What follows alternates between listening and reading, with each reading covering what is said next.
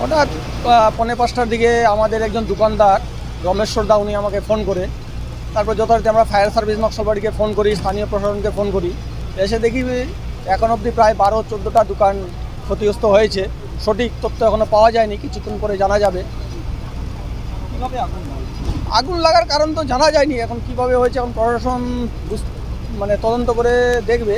কিন্তু আমাদের সন্দেহ যে হয়তো ইলেকট্রিক শর্ট সার্কিট থেকে হতে পারে।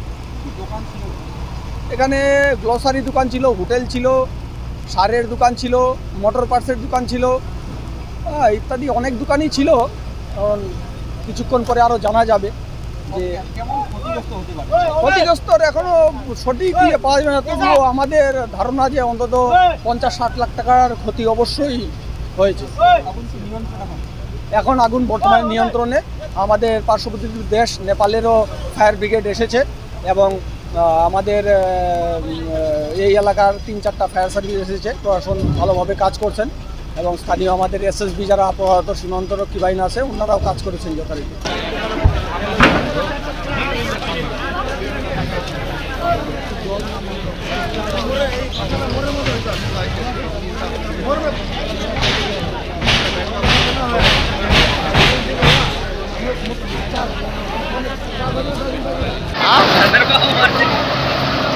খবর পায় মারলো না, নামটা দেখো তো।